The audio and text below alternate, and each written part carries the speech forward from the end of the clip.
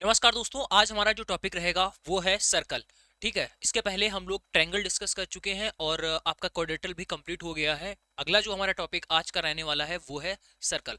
ठीक है, तो सर्कल से रिलेटेड सारे कॉन्सेप्ट हम लोग यहाँ पर सीखेंगे और लेटेस्ट जो भी एग्जाम्स में क्वेश्चंस पूछे गए हैं उनका भी डिस्कशन आप यहाँ पर देख पाओगे। चलो भाई, सबसे पहले बात करते हैं सर्कल यानी कि वृत्त की।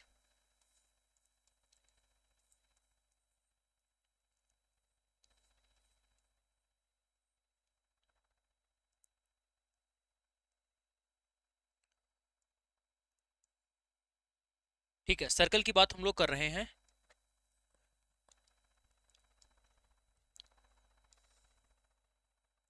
ये आपके पास में हो जाता है सर्कल, वृत्त। कुछ बेसिक से पॉइंट आपको सर्कल के बारे में पता होंगे कि यहाँ पर इसका एक सेंटर होता है। ठीक है, अब सेंटर से अगर आप इसकी परिधि यानी सरकमफ्रेंस का कोई भी पॉइंट टच करा देते हो तो ये एक त्रिज्या इसकी बोली जाती है। ठीक है, इसको बोलते हैं क्या, त्रिज्या।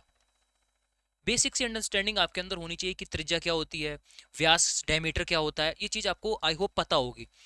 अगर आप कोई भी दो कोई भी दो पॉइंट सरकमफ्रेंस पर स्थित कोई भी दो पॉइंट ऐसे क्लिक करते हो जो सेंटर से होकर जाए, ऐसी आप रेखा ड्रॉ करते हो तो इसको बोला जाता है व्यास, डायमीटर बोला जाता है। ठीक है, तो ये बेसिक सी बातें हैं, आपको पता होंगी।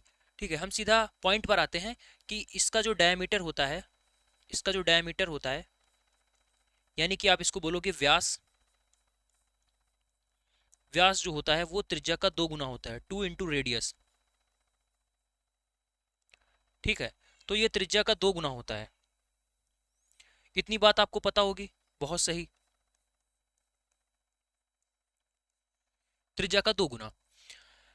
ठीक है, अगर कोई भी लाइन जो सेंटर से पास करती है वो आपकी क्या बोली जाती है, वो बोली जाएगी व्यास। ठीक है, अगर कोई भी लाइन जो सेंटर से पास नहीं करती है, सर्कल में कोई सी भी आप लाइन ड्रॉ कर दो, कोई भी लाइन सर्कल के अंदर अगर आप ड्रॉ कर रहे हो और वो सेंटर से नहीं जा रही है तो उसको कॉर्ड कॉर्ड बोलते हैं, जीवा बोला जाता है। ठीक है, ये टर्म आपको पता होनी चाहिए। अब इसके अलावा अगर हम लोग बात करते हैं यहाँ पर इसके एरिया की, अगर हम लोग बात करें एरिया, तो यहाँ पर इसका जो एरिया है वो आपके पास हो जाता है पाई आर स्क्वायर। तो इसकी जो रेडियस है इसको हम लोग आर से डिनोट करते हैं, इसकी रेडियस को हम लोग आर से दिखाते हैं। तो इसका जो एरिया हो जाता है वो पाई आर स्क्वायर हो जाता है। यहीं पर अगर हम लोग सरकमफ्रेंस की बात करें, ठीक है, सरकमफ्रेंस की अगर हम लोग बात करें यानी कि परिधि की बात करें, परिधि परिधि का मतलब क्या होता है, ये जो आप देख पा रहे हो कि जो किनारे की बाउंड्री है। जैसे आपके पास एक खेत है और उस खेत का आकार जो है वो गोलाकार है, तो उस खेत के चारों ओर जितना तार लगाओगे, जितने लंबे तार की आवश्यकता होगी उस लंबाई को क्या बोला जाएगा, सरकमफ्रेंस यानी परिधि बोला जाएगा। तो जो बॉर्डर होता है किसी भी वृत्त का, जो बॉर्डर होता है, किनारे किनारे का जो भी एरिया होता है, उसकी लेंथ, उसकी लंबाई को परिधि बोला जाता है। जैसे सभी में क्या होता है, परिमाप। जैसे आपका ये आयत हो गया, वर्ग हो गया, तो ये किनारे का जो ये पार्ट है, ठीक है, इसकी लंबाई को क्या बोलते हैं, परिमाप बोलते हैं। और इसमें यही सेम चीज को परिधि बोला जाता है, सरकमफ्रेंस बोला जाता है। तो ये आपके पास कितनी हो जाती है, 2 पाई आर। ये क्या हो जाती है, 2 पाई आर। यानी ये जो, अगर आपके पास सपोज जैसे आप रिंग पहनते हो, ठीक है, छल्ला है आपके पास, तो अगर आप उस छल्ले को ऐसे ब्रेक कर देते हो बीच से, कहीं से भी आपने इसको कैंची से काट दिया, अब जैसे आप कैंची से इसको कट करोगे उसके बाद इसको सीधा फैला दोगे, इसको सीधा, बिल्कुल सीधा फैला दोगे, तो जो लंबाई निकलेगी सीधी सीधी, जो सीधी सीधी लंबाई होगी उसी को क्या बोलते हैं, उसी को परिधि बोला जाता है। ठीक है, अब उसके बाद area pi are square. Area का मतलब क्या हो गया, इसके अंदर जो भी आपका एरिया है, टोटल क्षेत्रफल है इसके अंदर वाला, उसको पाई आर स्क्वायर से दिखाया जाता है। ठीक है, चलो, तो एरिया हो गया आपके पास, परिधि हो गई। उसके अलावा डायमीटर हमने आपको बता दिया, जो इसका व्यास है वो 2 गुणा त्रिज्या होता है। त्रिज्या का डबल करोगे करोगे तो आपको व्यास मिल जाएगा। ठीक है, अब उसके बाद आगे बढ़ते हैं। अर्धवृत्त की अगर हम लोग बात करें, ठीक है, अर्धवृत्त। अब यहां पर बात होगी किसकी, अर्धवृत्त की।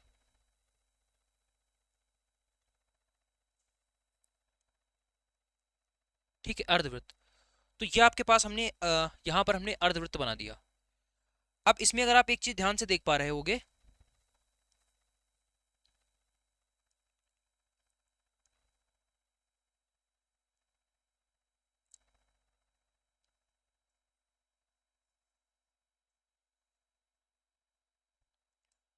अब इसमें आपको क्या देखना है कि एरिया जो है वो यहाँ पर क्या हो जाएगा, एरिया,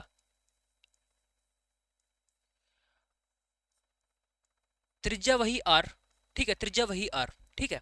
तो यहाँ पर जो एरिया है पहले क्या होता था पाई आर स्क्वायर, अब आपने इसको आधा कर दिया है तो ये पाई आर स्क्वायर अपॉन 2 हो जाएगी, ठीक।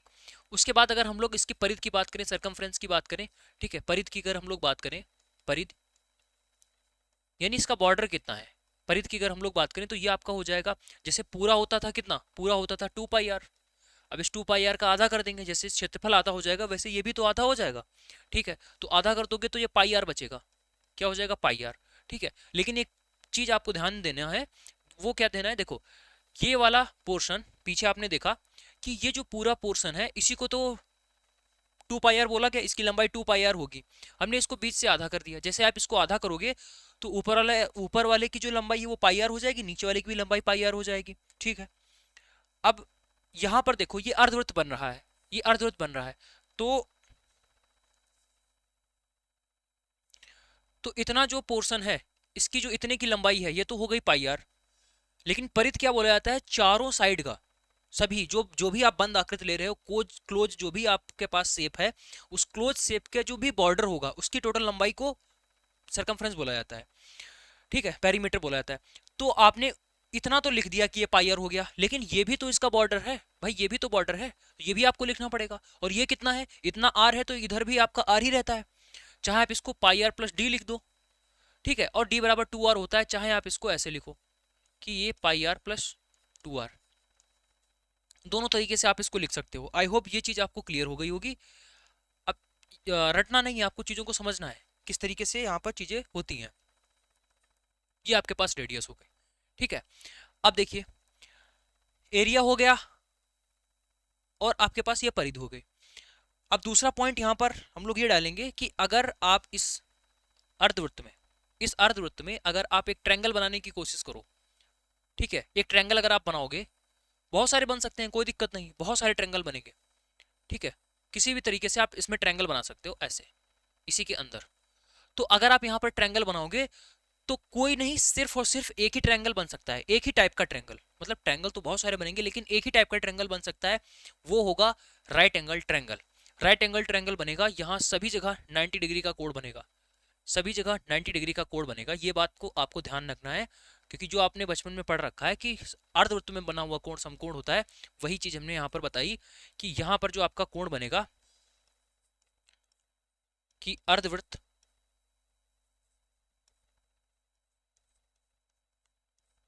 अर्धवृत्त में बना कोण समकोण,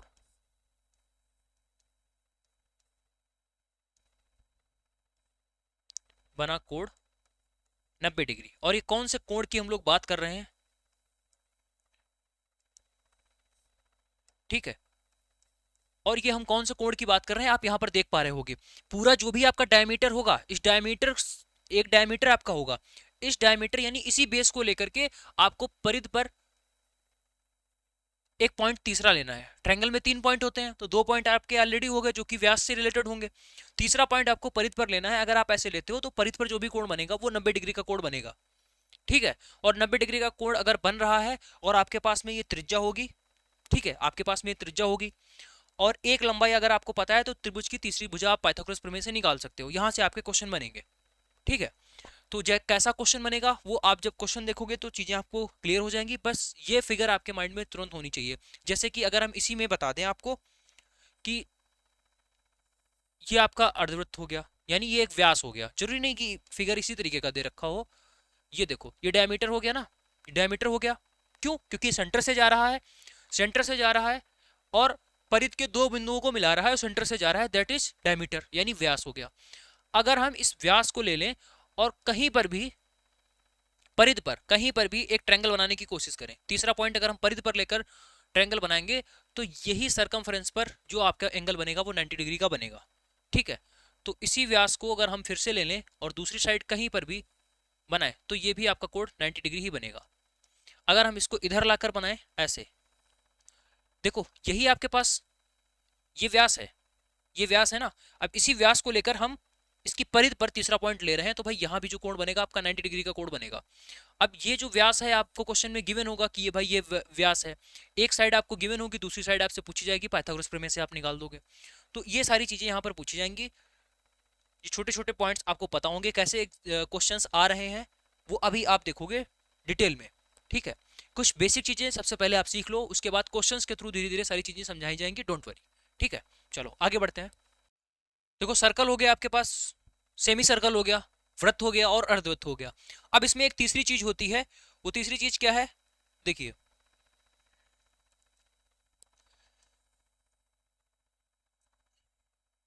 तीसरी चीज इसमें होती है सेक्टर, बहुत ही इंपॉर्टेंट सेक्टर। तो अभी हम लोग बात करेंगे सेक्टर। अब ये सेक्टर क्या होता है, इसको हिंदी वाले लिख लेंगे त्रिज्यखंड। क्या बोलेंगे इसको, त्रिज्यखंड, त्रिज्यखंड।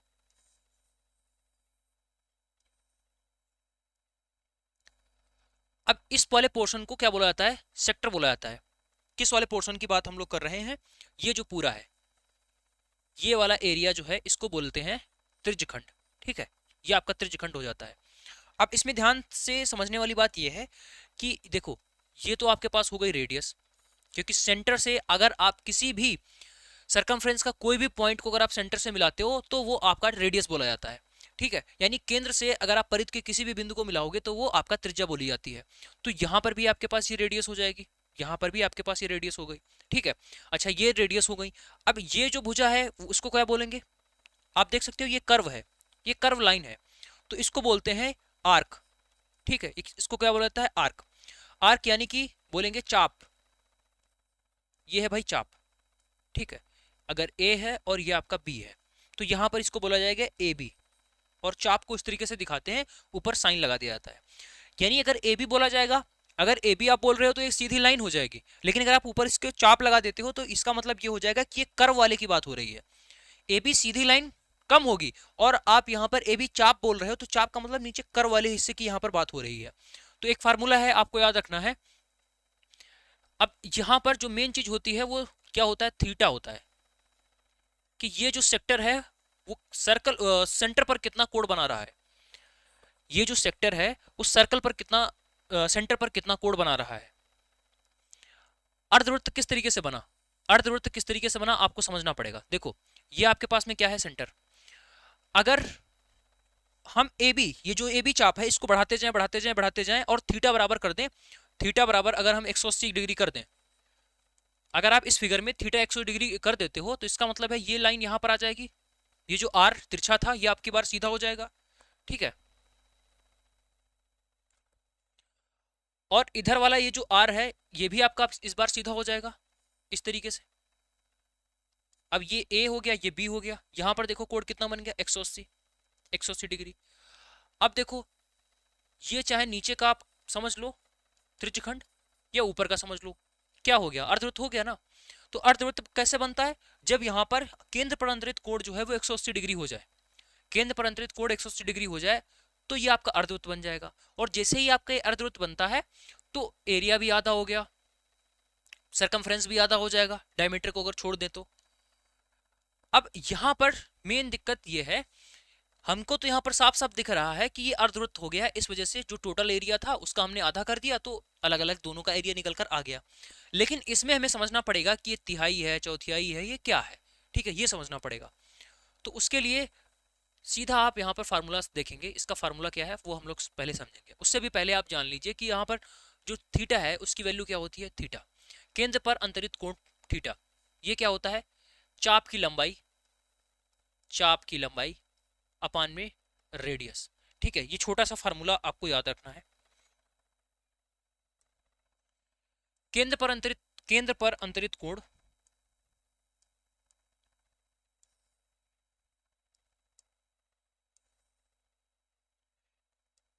और यहां पर जो थीटा आएगा वो आपका रेडियन में आएगा, रेडियन, ठीक है। यहां से जो भी आपका थीटा आएगा वो किस में आएगा, रेडियन में आएगा। अब उस रेडियन को आप अंश में कन्वर्ट कर लेंगे।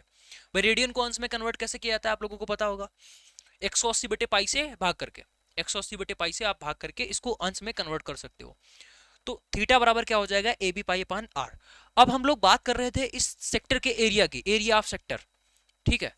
तो त्रिज्यखंड के क्षेत्रफल की अगर हम लोग बात करें तो ये आपके पास हो जाता है pi are square theta upon 360, pi are square theta upon 360। ये आपके पास क्या हो जाता है, त्रिज्यखंड का एरिया हो जाता है। थीटा आपका क्वेश्चन में गिवन होगा कि 60 अंश का कोण बना रहा है, रेडियस आपके पास गिवन होगी, रेडियस गिवन होगी, थीटा गिवन होगा, आप आसानी से बता सकते हो। जैसे कि अभी हमने अर्धवृत्त के लिए आपको बताया था, अर्धवृत्त कब बनता है, जब थीटा बराबर 180 हो जाता है।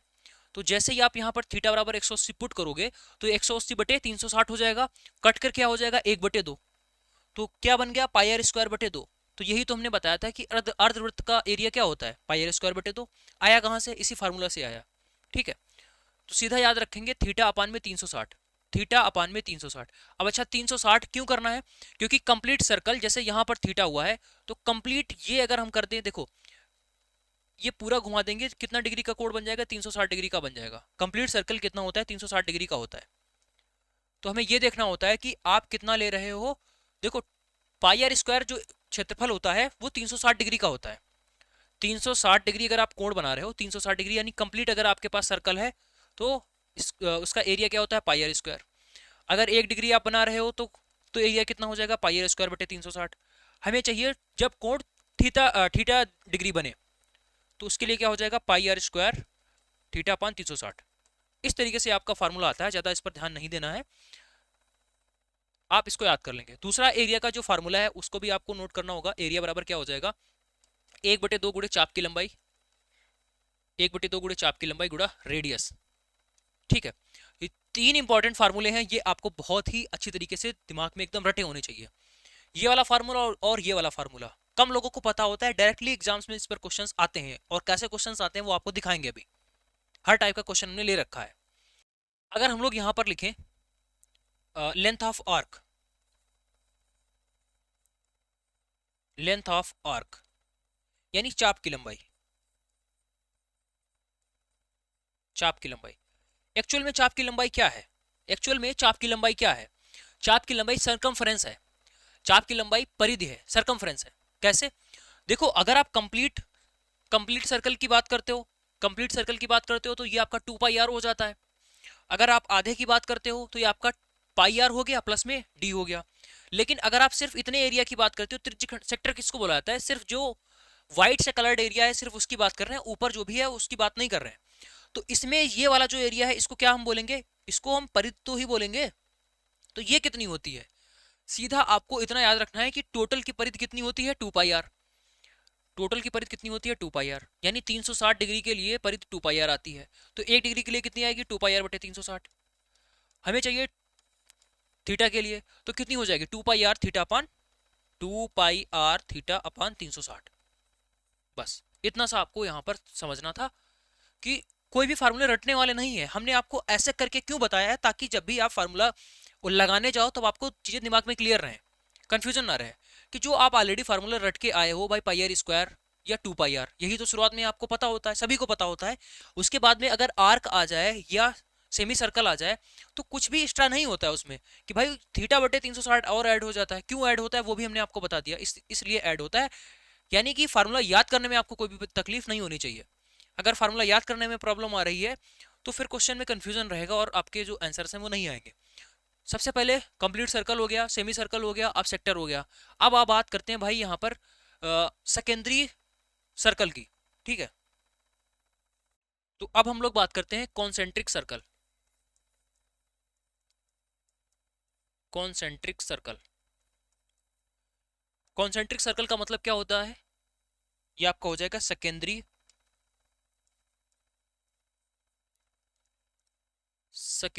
वृत्त।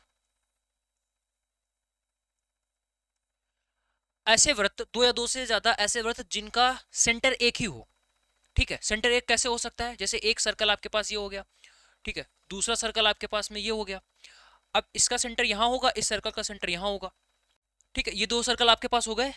अब क्या ये दोनों सेकेंडरी हो जाएंगे, कॉन्सेंट्रिक हो जाएंगे, नहीं, दोनों कॉन्सेंट्रिक नहीं होंगे क्योंकि इसका इसका जो सेंटर यहाँ है, इसका यहाँ है। चलो अगर हम यहाँ पर एक सर्कल बनाते हैं और दूसरा सर्कल अगर हम लोग यहाँ पर इस तरीके से बना दें, अब देखो इसका भी सेंटर यही है और इस छोटे वाले का जो सेंटर है वो भी आपको यहीं पर दिख रहा होगा। तो क्या ये कॉन्सेंट्रिक है? हाँ बिल्कुल है। यानी ऐसे दो या दो से अधिक वृत्त जिनके सेंटर जो है वो सेम है तो उनको बोला जाएगा कॉन्सेंट्रिक सर्कल।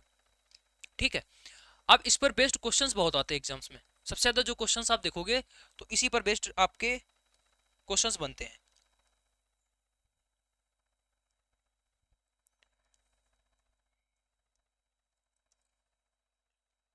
एक सर्कल आपके पास में ये हो गया, ठीक है, और दूसरा सर्कल ये हो गया। और मजे की बात यह है कि इसमें दोनों में इसका जो सेंटर है वो सेम है, दोनों में इसका सेंटर सेम है। अब देखो क्वेश्चन एग्जाम्स में कैसे बनेंगे। एक सर्कल छोटा होगा, छोटे वाले की रेडियस स्मॉल आर, और एक सर्कल बड़ा है जिसकी रेडियस कैपिटल आर। अब दोनों का जब सेंटर सेम ही होगा तो जो रेडियस होती है वो तो एक ही जगह से नापी जाएगी, सेंटर से ही नापी जाएगी। तो एक छोटे वाले की जो त्रिज्या है वो आर हो गई और बड़े वाले की जो त्रिज्या है, रेडियस है, वो कैपिटल आर हो गई। ठीक।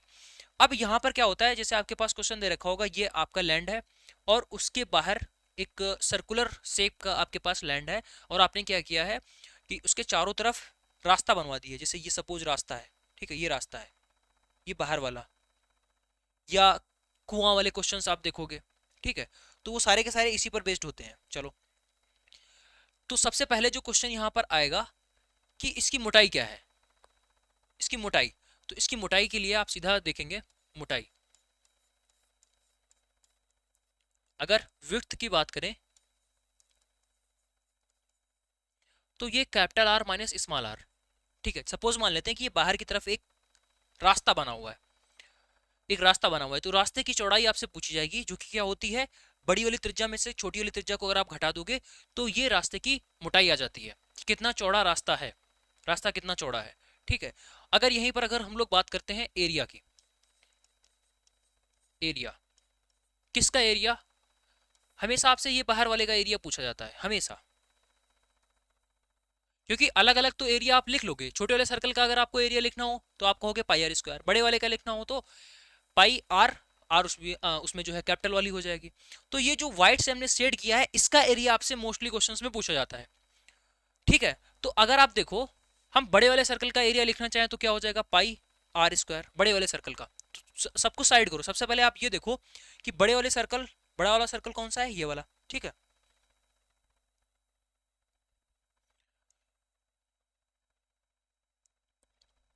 ये है आपके पास सेंटर और ये है इसकी रेडियस, यानी ये बड़ा वाला सर्कल, इसका एरिया हमने यहां पर लिख दिया। उसके बाद में हमने क्या किया, ये छोटा वाला सर्कल लिया है, ये छोटा वाला सर्कल ले लिया।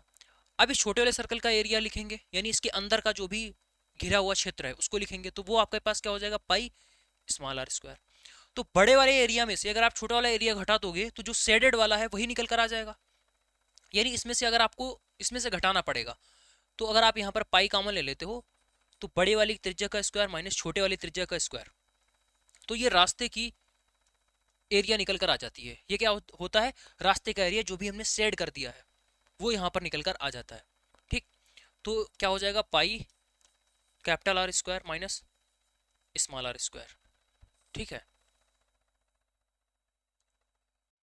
इसको अगर आप थोड़ा सा और सॉल्व करोगे तो ऐसे आप लिख सकते हो, ए स्क्वायर माइनस बी स्क्वायर, तो एक ब्रैकेट में कैपिटल आर प्लस आर और दूसरे ब्रैकेट में कैपिटल आर माइनस आर।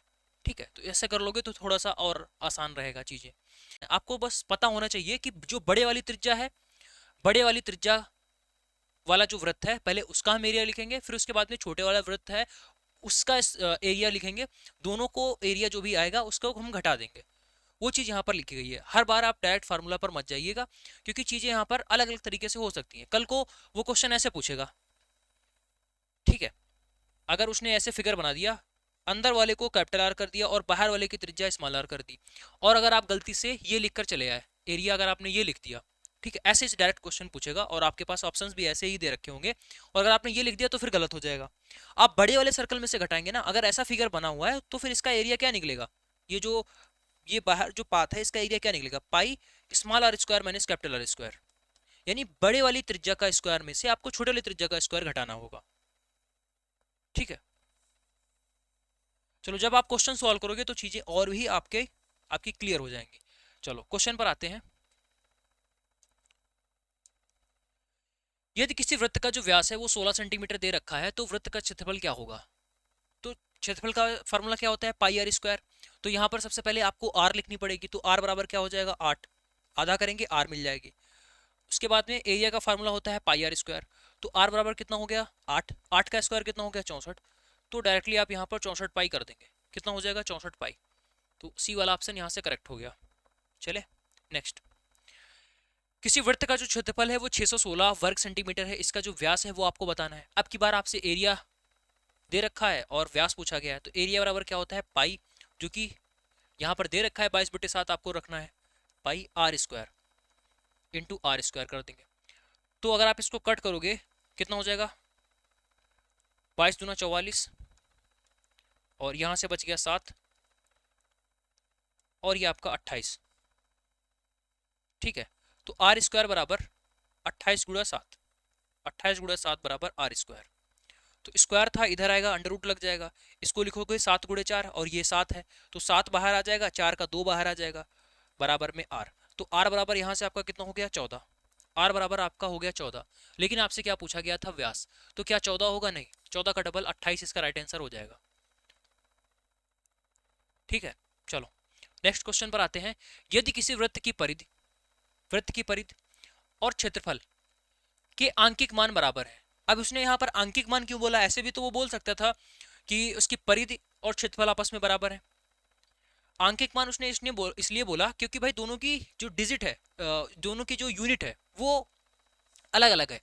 परिधि की जो डिजिट होगी, परिधि क्या होता है? परिधि होता है ये बाहर जो भी आपकी बाउंड्री है इसकी लंबाई, यानी लेंथ को परिधि बोला जाता है, लेंथ। और लेंथ जो है वो हमेशा मीटर में नापी जाती है, तो परिधि जो है वो आपकी मीटर में आएगी। और यहाँ पर एरिया, एरिया तो आपका स्क्वायर में होता है, यानी मीटर स्क्वायर हो गया या सेंटीमीटर स्क्वायर हो गया। ठीक है, तो ये 1 डायमेंशनल है, 2 डायमेंशनल है, तो इस वजह से उसने बोला है कि यहाँ पर इसके आंकिक मान बराबर है।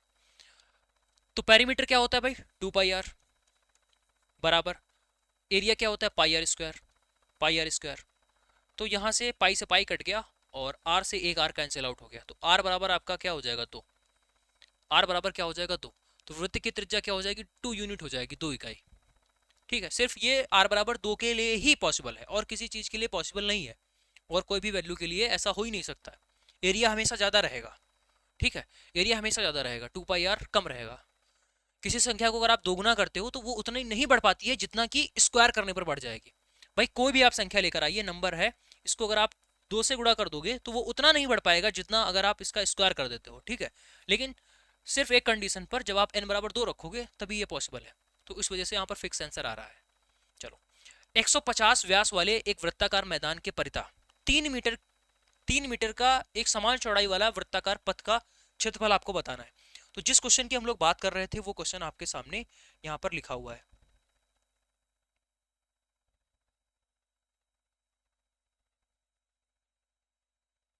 चलो बहुत ही ध्यान से समझेंगे, एक बार अगर आप इन क्वेश्चंस को समझ लेते हो फिर कोई भी दिक्कत नहीं आएगी। जैसे क्या बोला गया है? 150 मीटर व्यास, 150 मीटर व्यास है, तो रेडियस क्या हो जाएगी? रेडियस 75 हो जाएगी, बिल्कुल, रेडियस 75 मीटर हो गई। अब मैदान की परिता, परिता मतलब चारों ओर, 3 मीटर की एक समान चौड़ाई वाला, इसके चारों ओर, इसके चारों ओर 3 मीटर, भाई ऐसे 3 मीटर, 3 मीटर का वो क्या बनाना है? 3 मीटर का एक हमें पाथ बनाना है। ठीक, इस तरीके से 3 मीटर चौड़ा एक पाथ यहाँ पर क्रिएट करना है। तो आपको बताना है कि जो वृत्ताकार पाथ होगा उसकी उसका जो एरिया है वो क्या होगा। तो अगर आप देख पा रहे होगे यहाँ पर ये 75 है, छोटी वाली त्रिज्या 75 है, और आगे ये आपका 3 दे रखा है, तो इसका मतलब है कि जो बड़े वाला बनेगा यहाँ पर सर्कल, उसकी रेडियस क्या हो जाएगी? 75 और 3 78 हो जाएगी, बिल्कुल। और अभी हमने आपको बताया थे कि इसका जो एरिया होता है वो क्या हो जाएगा? पाई ब्रैकेट बड़े वाले का स्क्वायर 78 का स्क्वायर माइनस छोटे वाली का स्क्वायर, यही तो हमने आपको बताया। यानी दोनों सर्कल के आपको एरिया लिखने होते हैं, बड़े वाले एरिया में से छोटे वाला एरिया घटा देना होता है। ठीक है, तो बड़े वाले एरिया में से छोटे वाला एरिया घटा दोगे तो जो बाहर का बाउंड्री है वो निकल कर आ जाता है। ठीक है, तो यहां पर भी आप A square minus B square open कर देंगे तो क्या हो जाएगा, 78 में से 3 गया तो 78, 78 में से आपका 75 जाएगा तो 3 बचेगा, और ये कितना हो गया, 8 5 13, और ये 153, 153 में 3 की गुणा कराओगे तो 9, और ये 45, 459 पाई, 459 पाई, डी वाला जो ऑप्शन है वो करेक्ट हो गया। यानी ऐसे आपसे क्वेश्चंस पूछे जाएंगे, देखने में आपको लगेगा कि हाँ भाई ये कठिन है, बट एक्चुअल में उतना कठिन नहीं है जितना कि आपको लग रहा है। चलो नेक्स्ट क्वेश्चन पर आते हैं। एक वृत्त के अंदर 12 सेंटीमीटर भुजा वाला एक समबाहु त्रिभुज निर्मित किया गया है। अब यहां पर बताना है कि उसका क्षेत्रफल क्या होगा, किसका, वृत्त का क्षेत्रफल आपसे पूछा गया है। यानी एक वृत्त के अंदर एक वृत्त के अंदर समबाहु त्रिभुज को फिक्स किया गया है।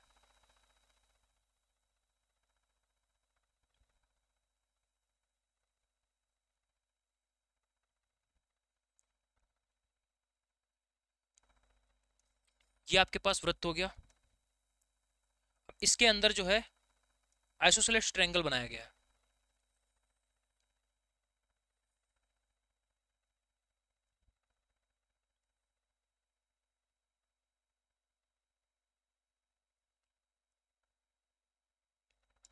ये वृत्त हो गया, इस वृत्त के अंदर एक आइसोसेलेस ट्रायंगल भी हमने बना दिया, और ये जो ट्रायंगल है इसकी लेंथ आपको दे रखी है 12 सेंटीमीटर।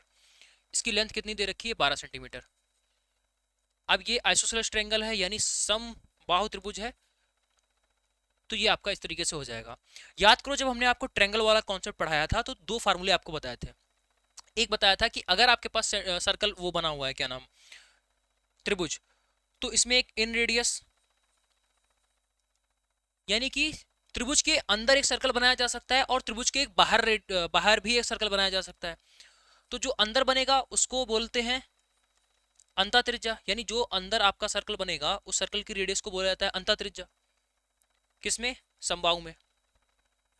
और एक आपका बनता है बाहर, सरकम रेडियस, सरकम रेडियस। यहां पर आपसे पूछा गया था वृत्त का क्षेत्रफल बताना है, और वृत्त का क्षेत्रफल तभी आप निकाल सकते हो जब आपको रेडियस पता हो, रेडियस पता हो। तो ये जो क्वेश्चन है वो डायरेक्टली आप इससे रिलेट कर सकते हो कि ये ट्रायंगल का क्वेश्चन है। ये ट्रायंगल बना हुआ है, इस ट्रायंगल का आपने क्या खींच दिया, यहां पर ध्यान से देखिएगा, ट्रायंगल के तीनों वर्टेक्स से जा रहा है, इसका मतलब है कि ये ट्रायंगल का परिवृत्त होगा, सरकम सर्कल होगा, सरकम सर्कल, उसकी रेडियस क्या बोलते हैं, सरकम रेडियस। तो इसका फार्मूला हमने आपको क्या बताया था सरकम रेडियस का, सरकम रेडियस आपका हो जाएगा a बटे √3, और अगर इसकी बात करें तो a/2√3।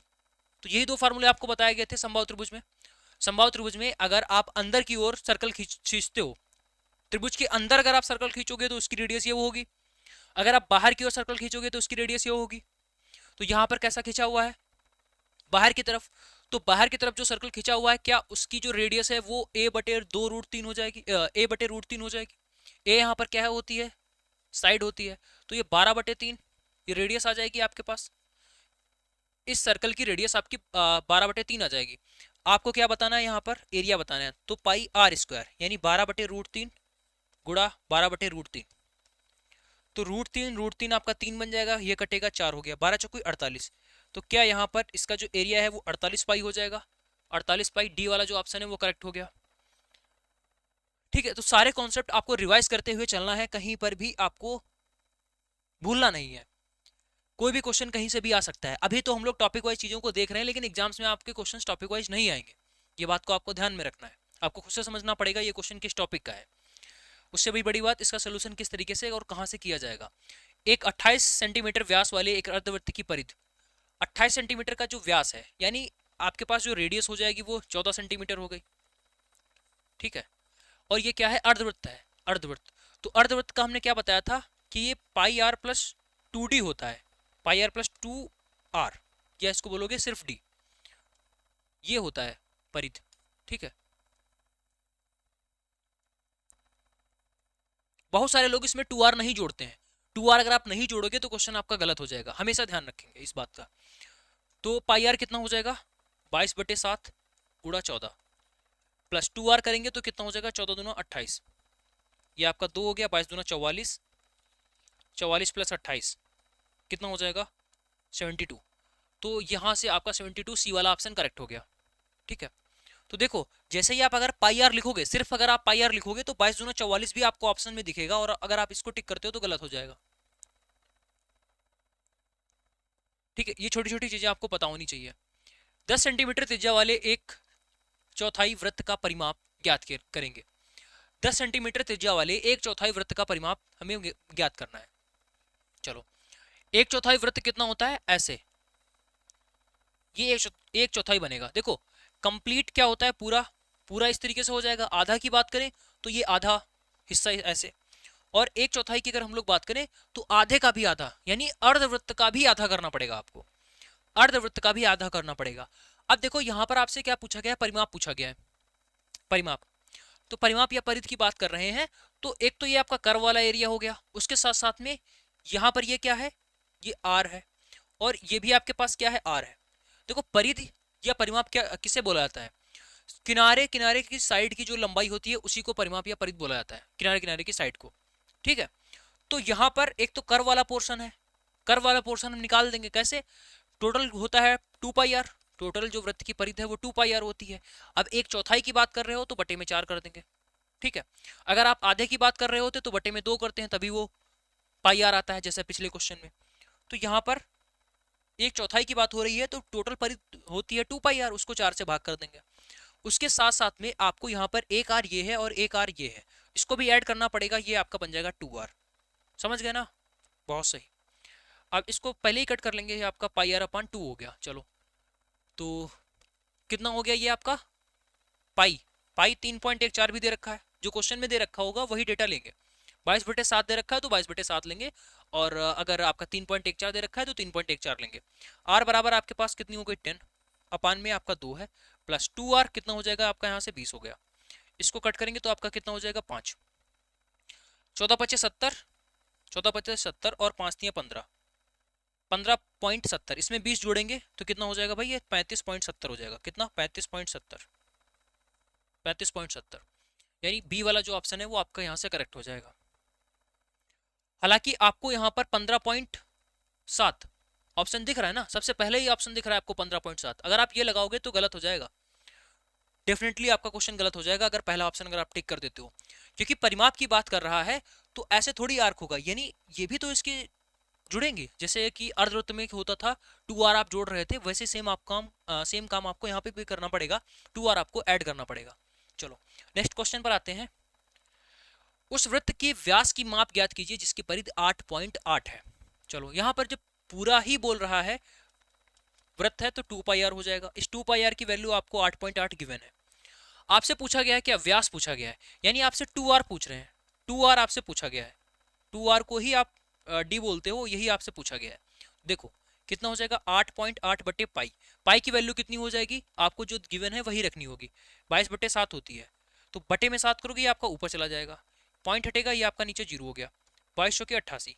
ठीक है, कितना हो गया 28/10 यानी 2.8, 2.8, तो यहां से आपका राइट आंसर सी वाला हो जाएगा 2.8। अब ऐसा नहीं पहले हम r निकालेंगे उसके बाद में उसको डबल करेंगे, नहीं, जब डायरेक्टली आपका यहाँ पर 2r दे रखा है तो उसको क्यों सॉल्व करें, सिर्फ हम यहाँ पर 2r कर लेंगे, बचा हुआ पाई है वो 8.8 के अपान में चला जाएगा। ठीक, चलो नेक्स्ट क्वेश्चन पर आते हैं भाई। एक मैदान में एक वृत्ताकार रेसिंग ट्रैक बनाया गया है और रेसिंग ट्रैक की बाहरी जो परिधि है और आंतरिक परिधि का जो अंतर है वो 33 मीटर दे रखा है। देखो परिधि का अंतर दे रहे हैं, परिधि का अंतर, तो आपको बताना है रेसिंग ट्रैक की लंबाई, रेसिंग ट्रैक की चौड़ाई आपसे पूछी गई है। तो यहाँ पर एक पॉइंट आपसे छूट गया था, लिख लेंगे यहाँ पर, जैसे एरिया का हमने बता दिया, यहाँ पर आपको लिख लेना है इसके पेरीमीटर या सरकमफ्रेंस।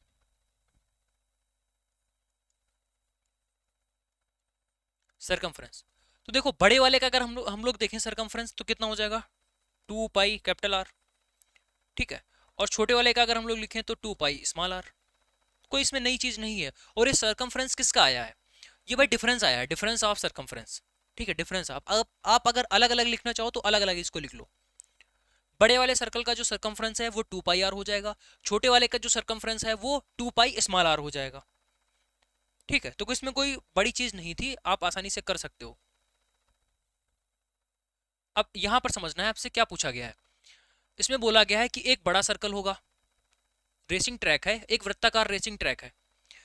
अगर वृत्ताकार रेसिंग ट्रैक है कैसा होता है भाई, देखो ट्रैक यानी रास्ता इस तरीके का होता है, सीधा रास्ता हो गया ये।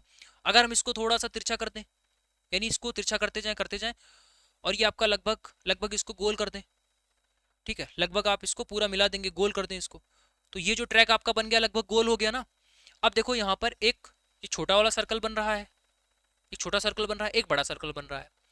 तो ये जो छोटा सर्कल बन रहा है इसकी जो परिधि होगी कुछ भी हो, और ये जो बड़ा वाला बन रहा है इसकी जो भी परिधि होगी, उनके बीच का जो डिफरेंस है वो आपको 33 दे रखा है। यानी छोटे वाले की परिधि और बड़े वाले की परिधि का जो डिफरेंस है वो आपको यहाँ पर गिवन है, जो कि 33 दे रखा है। तो अगर हम यहाँ पर 2 पाई कॉमन ले लें तो capital R minus small R बराबर कितना, 33 हो जाएगा। ठीक है, अब आपसे यहाँ पर पूछा गया तो रेसिंग ट्रैक की चौड़ाई आपको बतानी है। और रेसिंग ट्रैक की चौड़ाई यानी रास्ते की चौड़ाई क्या होता है, सबसे पहला फार्मूला यही तो आपको बताया था कि जो इसकी मोटाई होगी, मोटाई बोलो या चौड़ाई बोलो, जो भी आपके पास ये रास्ता होगा इसकी जो मोटाई होगी वो आर माइनस आर होती है। कैपिटल यानी बड़े वाले की त्रिज्या में से छोटे वाले त्रिज्या को अगर आप घटा दोगे तो वो ये आपका बोला जाता है रास्ते की चौड़ाई या रास्ते की मोटाई। चलो अब यहां पर देखेंगे, ये आपके पास 33 है, आपसे पूछा गया है, क्या पूछा गया है, चौड़ाई पूछी गई है जो कि होती है capital R minus small R, यही तो होती है भाई। चौड़ाई बोलो चाहे मैथमेटिक टर्म्स में capital R minus small R बोल दो, यही तो आपसे पूछा गया है। यानी इस वाले पोर्शन की वैल्यू आपसे पूछी गई है, तो इसी को रखेंगे, बाकी जो भी है उसको उधर साइड ले जाएंगे। अपान में आपका 2 पाई हो गया, पाई बराबर आपको 22/7 रखना है, तो 33 अपान में 2 × 22, ऊपर आपका 7 चला गया। यहाँ से इसको 11 से कट करेंगे तो आपका 3, ये आपका हो गया 2, यानी 21/4, 21/4। तो 5 सही 1/4 इसको बोलोगे, 5 सही 1/4, डी वाला जो ऑप्शन है वो करेक्ट हो गया। Capital R minus small R जो कि मोटाई होती है यही आपको निकालना था, जो भी आपके पास और बचा हुआ है उस सभी को उधर लेके जाएंगे और सिंपल सा क्वेश्चन आपका हो जाएगा। नेक्स्ट क्वेश्चन पर आते हैं। एक वृत्ताकार पार्क का जो क्षेत्रफल है वो 1386 मीटर स्क्वायर है। यदि पार्क के चारों ओर अंदर की ओर 7 सेंटीमीटर रास्ता बिछाया गया है तो रास्ते का क्षेत्रफल आपको बताना है। तो वृत्ताकार पार्क का क्षेत्रफल 1386 है। उसके बाद बोला गया यदि पार्क के चारों ओर अंदर की ओर, ठीक है, अंदर की ओर एक रास्ता बिछाया गया है, यानी पहले जो क्षेत्रफल आपको दे रखा है ये छोटे वाले का दे रखा है या बड़े वाले का, तो आप कहोगे बड़े वाले का दे रखा है, क्योंकि उसने क्या बोला कि पार्क का क्षेत्रफल, एक वृत्ताकार पार्क है इसका क्षेत्रफल आपको दे रखा है, ठीक है। उसके बाद वो बोल रहा है कि यदि पार्क के चारों ओर अंदर की ओर, पार्क के चारों ओर अंदर की ओर रास्ता बिछा रहे हो आप, ठीक है, तो जो आपके पास एरिया है वो किसका दे रखा है, बड़े वाले का एरिया दे रखा है, यानी पाई कैपिटल आर स्क्वायर, पाई कैपिटल आर स्क्वायर की वैल्यू आपको गिवन है 1386, ठीक है। उसके बाद बोल रहे हैं कि अंदर की ओर आप 7 मीटर चौड़ा रास्ता बिछा रहे हो, अंदर की ओर 7 मीटर चौड़ा रास्ता बिछा रहे हो। तो सबसे पहले हम ये देख लेंगे कि भाई बड़े वाले की जो त्रिज्या है वो कितनी आ रही है, क्योंकि जब आप त्रिज्या निकालोगे तभी तो रास्ते का क्षेत्रफल निकाल पाओगे। रास्ते के क्षेत्रफल का फार्मूला क्या होता है, रास्ते के क्षेत्रफल का फार्मूला आपको पता होगा, हमने क्या बताया था, पाई ब्रैकेट बड़े वाले की त्रिज्या का स्क्वायर माइनस छोटे वाले त्रिज्या का स्क्वायर, यही तो होता है एरिया का फार्मूला। ये किसका, ये रास्ते का होता है। तो इसमें पहले आपको बड़े वाले की त्रिज्या निकालनी पड़ेगी और फिर छोटे वाले की त्रिज्या भी निकालनी पड़ेगी। तो जो आपके पास एरिया दे रखा है उससे हम लोग क्या करेंगे, सबसे पहले इसकी रेडियस निकाल देंगे। तो रेडियस यहाँ से कितनी हो जाएगी, आर स्क्वायर बराबर 1386/22 गुणा 7, तो ये कितना हो जाएगा 22 × 132 और 22×3 = 66, आर स्क्वायर बराबर 63 गुणा 7, तो आर बराबर कितना हो जाएगा 7 9 63, 7 गुणा 7, 7 बाहर आ जाएगा और 9 बाहर आएगा तो 3 बन जाएगा, यानी आर बराबर 21 हो गया। ये बड़े वाले की त्रिज्या 21 आई है। अगर बड़े वाले की त्रिज्या 21 आई है, उसके अंदर आप 7 सेंटीमीटर चौड़ा रास्ता बना रहे हो, तो छोटे वाले की त्रिज्या कितनी हो जाएगी, 21 माइनस का 7। कैसे, देखो ये आपके पास सर्कल बना हुआ है, ये आपके पास सर्कल है, ठीक है। अब इसमें क्या है कि ये जो लंबाई हमारे पास आई है 21 आई है, ठीक है। अब इसके अंदर आप एक रास्ता बना रहे हो, ये रास्ता कितना है 7 मीटर, ये 7 मीटर रास्ता है। अब आप ध्यान से देखो, ये पूरी लंबाई 21 है, इसमें से इतनी लंबाई 7 है, तो ये जो बच जाएगी लंबाई वो कितनी होगी? 21 - 7, जो कि कितनी हो जाती है? 14। यानी ये जो छोटे वाला सर्कल आपको बनना हुआ दिख रहा है, इसकी रेडियस हमारे पास कितनी आ गई? 14 आ गई। समझ में आ गया ये रेडियस 14 कैसे आ गई? ठीक है, तो रेडियस हमारे पास कितनी आ गई? 14। अब आप इसका जो एरिया है वो निकाल सकते हो। अब आप एरिया कैसे निकालोगे? पाई बड़े वाले की त्रिज्या का स्क्वायर माइनस छोटे वाली त्रिज्या का स्क्वायर, यही तो फार्मूला लिखा हुआ है। अब इसको कैसे सॉल्व करेंगे? फार्मूला ओपन करके, a plus B a minus B करके। तो यहाँ पर इसका डिफरेंस लोगे 7 हो जाएगा, जोड़ोगे तो ये आपका कितना हो जाएगा? 35। तो पाई बराबर अगर आप 22/7 रखोगे तो 22/7 गुणा 7 गुणा 35, 7 से 7 आपका कैंसिल आउट हो जाएगा। तो यहाँ पर कितना हो गया? 22 × 5 = 110, 110 गुणा 7 770। ठीक, कितना हो जाएगा? 770। तो सी वाला जो ऑप्शन है वो यहाँ से करेक्ट हो जाएगा। ठीक है, तो सबसे पहले देखो क्वेश्चन कहाँ से सॉल्व हुआ कि आपके पास एरिया दे रखा था, तो जैसे ही एरिया दे रखा होगा तो डायरेक्टली आप आर निकाल दोगे, त्रिज्या आपके पास आ गई। उसके बाद में क्या दे रखा था? रास्ते की मोटाई दे रखी थी, तो रास्ते की मोटाई दे रखी थी तो हमने छोटे वाले की रेडियस निकाल दी। पहले बड़े वाले की रेडियस आ गई, उसके बाद में छोटे वाले की रेडियस आ गई। और जैसे ही ये दोनों चीजें हम आपके पास आई, आपने यहाँ पर तुरंत ही एरिया लिख दिया। किसका? रास्ते का एरिया आपने लिख दिया। ये वाला फार्मूला होता है छोटे वाले की रेडियस माइनस बड़े वाले की रेडियस का स्क्वायर। ठीक है, बड़े वाले की रेडियस का स्क्वायर माइनस छोटे वाले की रेडियस का स्क्वायर। ठीक है, नेक्स्ट क्वेश्चन पर आते हैं। अगला क्वेश्चन क्या दे रखा है? देखो, एक छोटा सा कॉन्सेप्ट हमने आपको बताया था, बहुत ही ज्यादा एग्जांपल के थ्रू हमने चीजें समझाई थी कि अगर आपके पास ये अर्धवृत्त हो जाता है, इस पूरे अर्धवृत्त को लेकर के अगर परिध पर कोई भी ट्रायंगल इस तरीके से बनाया जाएगा तो यहाँ पर 90 डिग्री का कोण बनता है। हालांकि इस क्वेश्चन में उसने ऑलरेडी यहाँ पर दिखा दिया है कि 90 डिग्री का कोण है, लेकिन जरूरी नहीं कि हर क्वेश्चन में आपका दिखाए ही। ठीक है, तो 90 डिग्री का कोण यहाँ से बन गया। अब उसके बाद में बोला गया त्रिभुज एबीसी का आपको एरिया लिखना है, तो ये समकोण त्रिभुज बन गया। और समकोण त्रिभुज का एरिया क्या होता है? 1/2 गुणे height into base. Height into base का मतलब यानी कि जो भी कोण 90 डिग्री का कोण बना रही, दो रेखाएं, दो भुजाएं, दो साइड जो 90 डिग्री का कोण बना रही हैं, उनकी लंबाई, यानी एक ये वाली बना रही है जिसकी लंबाई 16 है और ये दूसरी वाली यानी जिसकी लंबाई 20 है, तो इन दोनों का प्रोडक्ट यही तो होता है 1/2 गुणा हाइट गुणा बेस। तो ये आपका हो जाएगा 160। 160 इसका राइट आंसर हो गया, बी वाला ऑप्शन सही है। ठीक है, एकदम बेसिक सा क्वेश्चन, आसान। बस क्या आपको पता होना चाहिए था यहाँ पर कि ये जो कोण बनेगा वो 90 डिग्री का बनेगा। और जैसे ही समकोण त्रिभुज आ जाता है तो एरिया लिखना बहुत ही आसान है। एक आदमी गोलाकार तालाब का चक्कर एक बार में ही पूरा करता है यदि उसके कदम की जो लंबाई है वो 44 सेंटीमीटर है और वह एक चक्कर 700 कदमों में पूरा करता है। तो बहुत ही आसान चीज, उसमें क्या बोला गया कि एक आदमी जो है वो गोलाकार तालाब का चक्कर एक बार में पूरा करता है। कोई मतलब नहीं इस बात का। चलो आगे देखते हैं। यदि उसके एक कदम की लंबाई 44 है, यानी वो एक कदम की लंबाई जो है उसकी क्या है? 44 है, 44 सेंटीमीटर। तो ऐसे ही वो 700 कदम में चलता है। ऐसे ही कितने कदम चलता है? 700, यानी 44 गुणा 700। टोटल उसने इतनी डिस्टेंस कवर करी, टोटल इसने इतनी डिस्टेंस कवर की। इस बात को आप समझ गए? यानी एक कदम चलने में वो 44 सेंटीमीटर आगे बढ़ता है। तो ऐसे ही वो 700 कदम आगे चला। इसका मतलब है कि टोटल उसने कितनी डिस्टेंस कवर करी? तो 44 गुणा 700, किसमें? सेंटीमीटर में। सेंटीमीटर, ये 44 गुणा 700 सेंटीमीटर आया है। इसको मीटर में बनाने के लिए 100 से भाग कर देंगे, यानी 44 गुणा 7 मीटर उसने इतना डिस्टेंस कवर किया है। अब ये एक्चुअल में डिस्टेंस है क्या वो हम समझ लेते हैं। यहाँ पर जो यहाँ पर डिस्टेंस है वो क्या है? और वो तालाब का चक्कर लगा रहा है। तालाब कैसा है? गोलाकार। ये चीज उसने ऊपर बताई है, एक गोलाकार तालाब है, यानी वो गोलाकार तालाब का चक्कर लगा रहा है। तो ये डिस्टेंस कवर कर रहा है। और इसी को क्या बोलते हैं? इसी को तो परिध बोला जाता है, पेरीमीटर, सरकमफ्रेंस। ठीक है, जिसको आप बोलते हो सरकमफ्रेंस। समझ में आया कि ये जो डिस्टेंस उसने कवर करी है वो उस तालाब के सरकमफ्रेंस के बराबर हो जाएगी, परिध के बराबर हो जाएगी।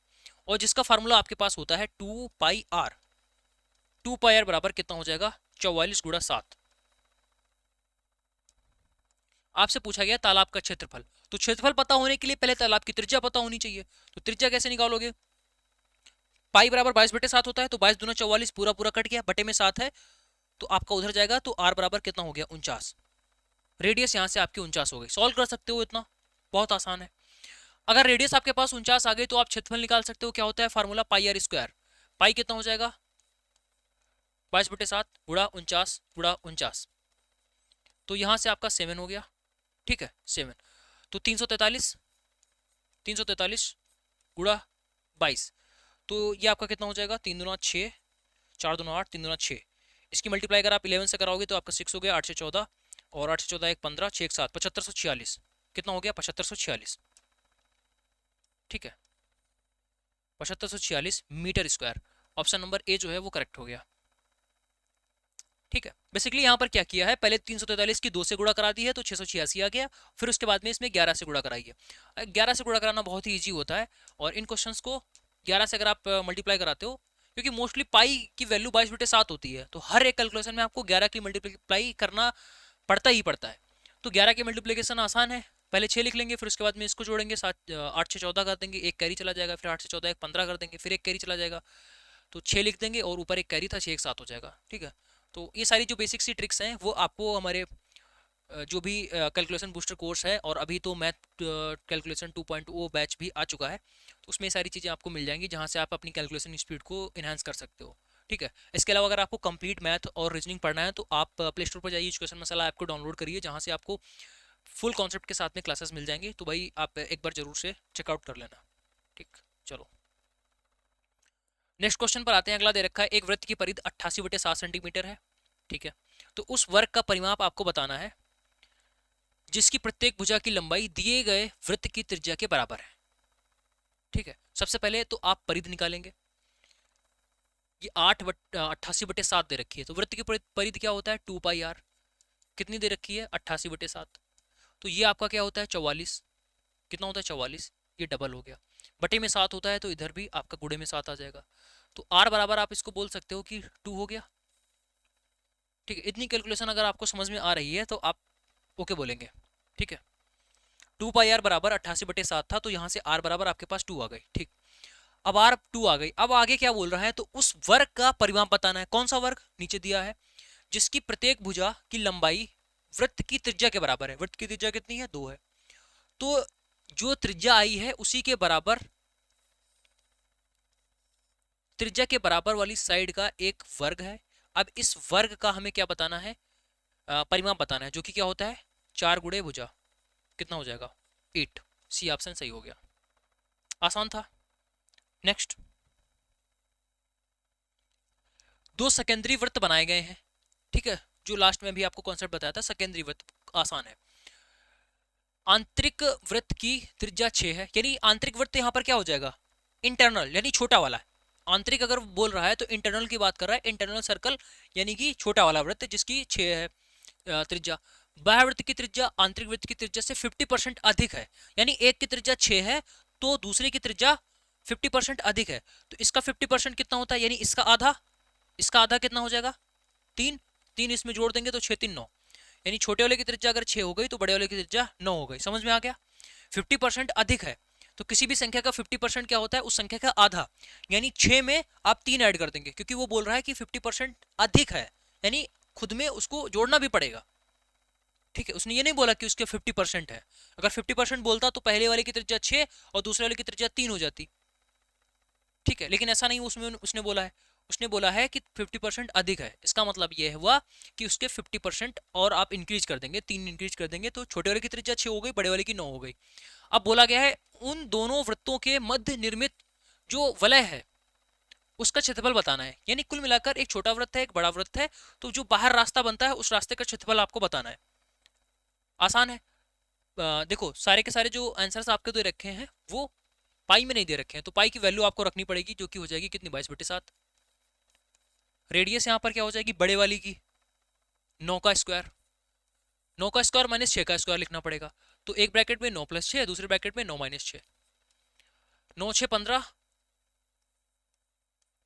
और ये आपका कितना हो गया, 3 बटे में 7 कर लेंगे, 15 या 45 दोनों 90, 90 और 11 990 बटे में 7, 990/7, ए वाला ऑप्शन करेक्ट हो जाएगा। ठीक है, चलो नेक्स्ट क्वेश्चन पर आते हैं। एक वृत्त की त्रिज्या r बराबर 36 है, इस वृत्तखंड की जो चाप है उसकी लंबाई l है, यदि 4l बराबर 3r तो वृत्तखंड का क्षेत्रफल बताना है। वृत्तखंड से रिलेटेड क्वेश्चन तो अभी आपने किए नहीं, फार्मूला जरूर आपको सारे के सारे बताए गए थे। अगर हम लोग वृत्तखंड के चाप की लंबाई की बात करें तो क्या होती है 2 पाई आर थीटा अपान 360। ये सेक्टर का सरकमफ्रेंस हो गया। ठीक है, अगर हम लोग उसके एरिया की बात करें तो पाई आर स्क्वायर थीटा अपान 360 होता है। ठीक है, इसके अलावा एक और हमने आपको फार्मूला बताया था, 1/2 गुणा ए बी चाप की लंबाई इंटू रेडियस। अगर आप ये कर देते हो तब भी आपके पास एरिया आ जाएगा। यानी एरिया के दो फार्मूले हो गए, एक तो ये वाला फार्मूला हो गया जब हमें थीटा पता होगा, एक ये वाला फार्मूला जब हमको चाप की लंबाई पता होगी, और ये तो आपके पास परिधि वाला हो गया। ठीक है, तो ये फार्मूले आपके पास रिवाइज हो गए। चलो, अगर ये फार्मूले रिवाइज हो गए तो क्वेश्चन आप कर लेंगे। देखो, आपके पास यहाँ पर रेडियस पता है, चाप की लंबाई एल दे रखी है।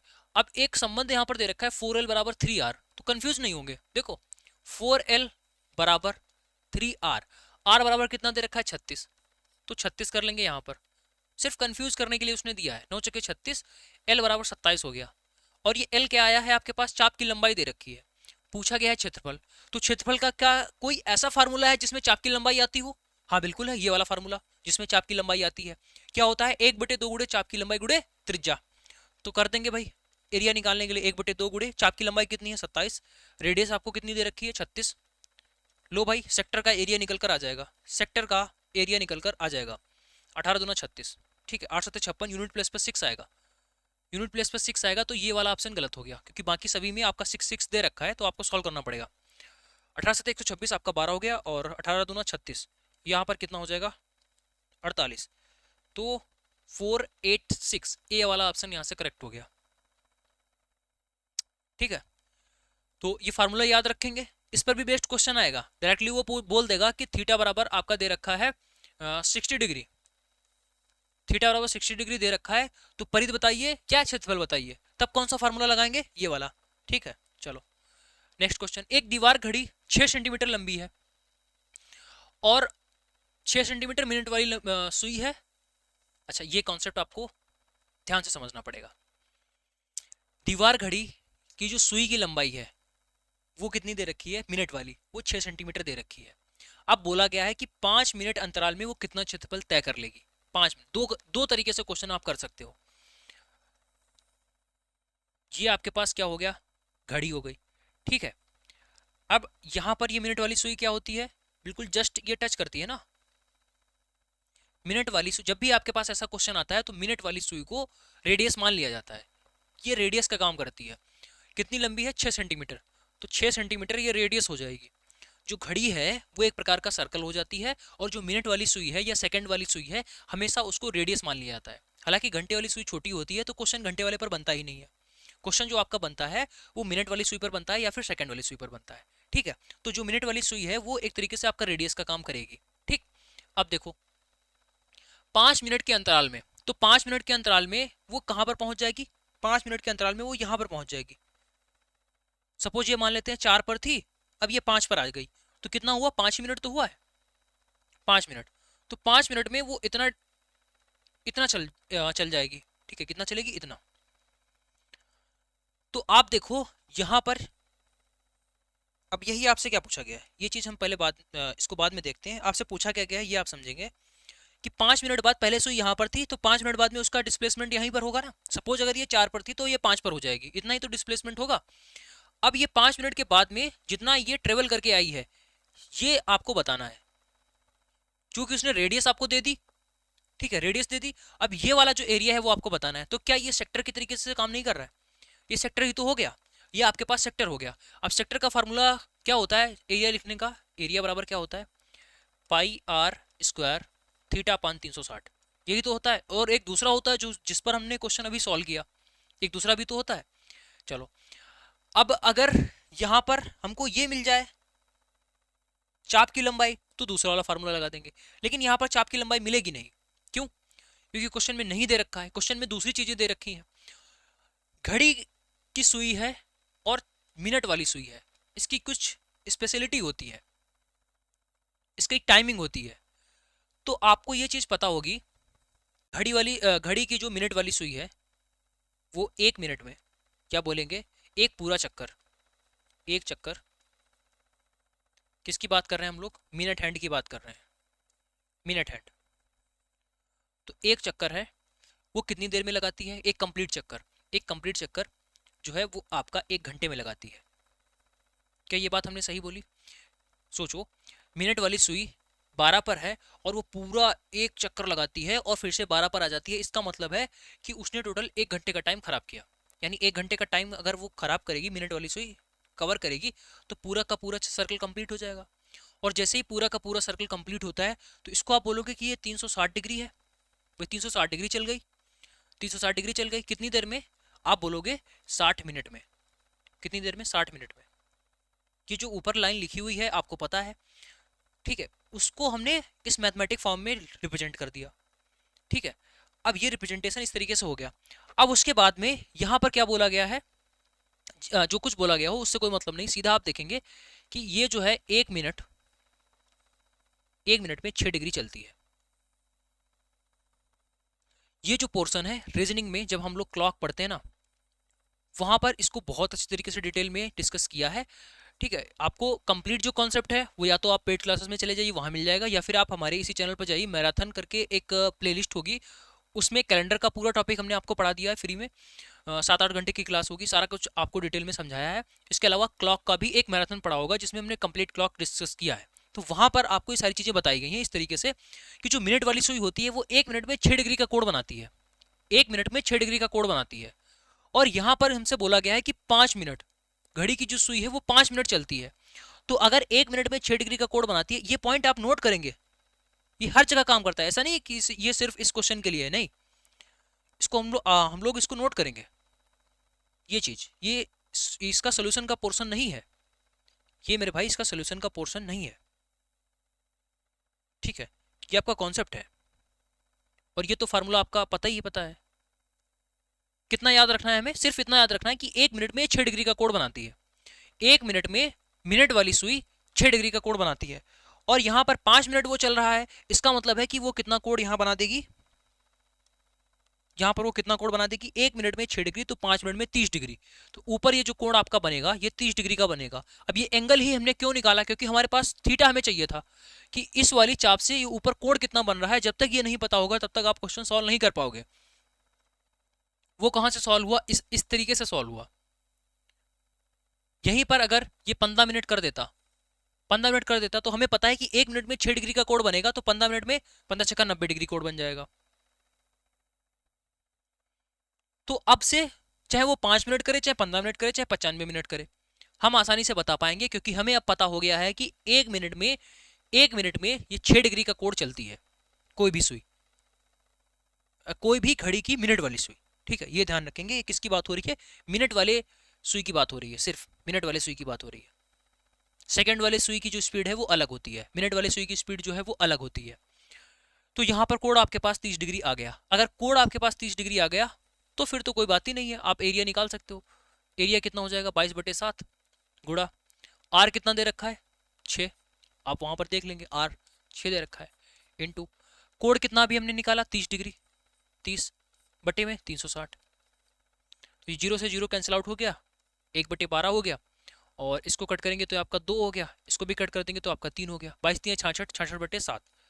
तो यहाँ से आपका हो गया 963, 3 और 7 चौके 28, 9.4, 9.4। तो ए वाला जो ऑप्शन है वो करेक्ट हो जाएगा, 9.43। सोल्यूशन कितना रहा? सिर्फ और सिर्फ सोल्यूशन जो है वो आपका ये है, इतना। 30 डिग्री कहाँ से आया? सिर्फ एक चीज आपके माइंड में रहनी चाहिए, 1 डिग्री 1 मिनट में 6 डिग्री, 1 मिनट में 6 डिग्री, तो 5 मिनट में 30 डिग्री, पाई स्क्वायर 30/360, बस क्वेश्चन खत्म। ठीक है, अब की बार ऐसा क्वेश्चन फंसेगा बहुत ही आसानी से इसको कर ले जाएंगे, नोट्स में इसको डालेंगे। ठीक है, इस पॉइंट को। चलो नेक्स्ट क्वेश्चन। एक पहिए का व्यास 88 सेंटीमीटर है, इसके द्वारा 8712 मीटर की दूरी तय करने में घूर्णनों की संख्या बताइए। ये आपका अलग प्रकार का क्वेश्चन हो गया।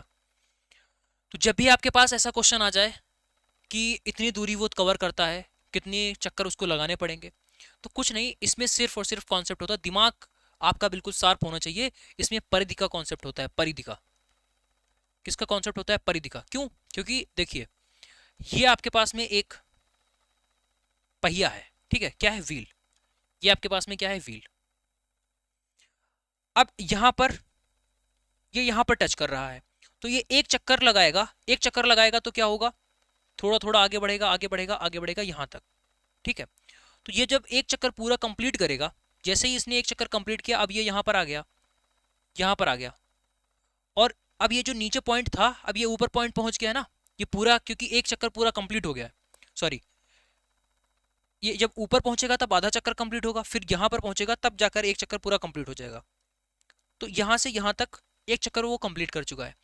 जैसे ही कोई भी पहिया एक चक्कर कंप्लीट करता है, कोई भी पहिया एक चक्कर अगर कंप्लीट करेगा, इसका मतलब है कि वो अपनी परिधि के बराबर की दूरी तय कर चुका है। कोई भी पहिया अगर वो एक चक्कर की दूरी तय करता है, ये पॉइंट आप नोट कर लेंगे, एक चक्कर में चली गई दूरी, एक चक्कर में चली गई दूरी परिधि के बराबर होती है। किसके बराबर? परिधि के बराबर। बस अगर ये चीज आपके दिमाग में सेट हो गई, क्वेश्चन समझो खत्म हो गया। तो एक चक्कर में चली गई दूरी वो परिधि के बराबर होती है। अब बात करते हैं यहां पर, रेडियस कितनी दे रखी है? 44। रेडियस कितनी दे रखी है? 44। चलो रेडियस हो गई आपके पास 44। तो एक चक्कर में वो कितनी दूरी तय करेगा, सबसे पहले ये हम लोग निकाल देंगे। एक चक्कर में कितनी दूरी तय करेगा? जितनी की उसकी परिधि होगी। परिधि कितनी है? 2 गुणे 22/7 गुणा 44, ठीक है। तो ये आपके पास हो गई परिधि, यानी एक चक्कर में वो इतने मीटर की दूरी तय कर रहा है, एक चक्कर में इतने मीटर की दूरी तय कर रहा है। अब ऐसे ही उसको कितने और चक्कर लगाने पड़ेंगे तब जाकर वो 2712 की दूरी तय करेगा। एक चक्कर में वो इतनी दूरी तय कर रहा है, ठीक है। ऐसे कितने और चक्कर लगाने पड़ेंगे? सपोज, चलो इसको छोड़ो, सबसे पहले आप ऐसे देखो कि एक चक्कर में वो 10 मीटर की दूरी तय कर रहा है, तो 2 चक्कर में कितनी दूरी तय करेगा भाई? आप बोलोगे 20 मीटर। अब हम पूछते हैं तीन चक्कर में वो कितनी दूरी तय करेगा, तो आप बोलोगे 30 मीटर। अगर हम बोलते हैं कि ये 4 चक्कर में कितनी दूरी तय करेगा, तो आप बोलोगे 40 मीटर। तो ऐसे कितने चक्कर लगाने पड़ेंगे भाई? बोलो यहाँ पर कितने चक्कर लगाने पड़ेंगे? तो आप कहोगे हमें नहीं पता। तो आपको नहीं पता, इसका मतलब है कि कुछ n चक्कर लगाने होंगे। n चक्कर भाई, n चक्कर लगाने पड़ेंगे ना इतनी दूरी तय करने में, तो हमें नहीं पता है तो इसको n मान लेंगे। तो जब आप n चक्कर लगाओगे तो इतनी दूरी पर पहुंच जाओगे। कितनी दूरी पर? इतनी, वो लिख देंगे। अब आप n की वैल्यू नहीं निकाल सकते हो? बिल्कुल निकाल सकते हैं। समझ में आ गया? यानी एक चक्कर लगाने में कितनी दूरी चलोगे? अपने परिधि के बराबर।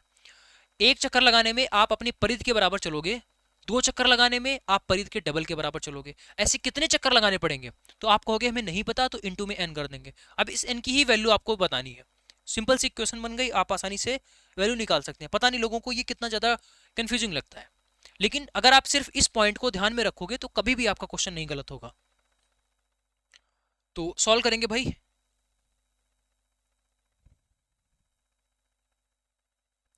ठीक है, इसको कट करेंगे। 11 7 77, ये आपका 77 हो गया। 10 11 नमा 99, यहाँ पर 2 हो गया, 11 दूना 22। उसके बाद में इसको कट करते हैं भाई, फिर से इसको 11 से कट करेंगे।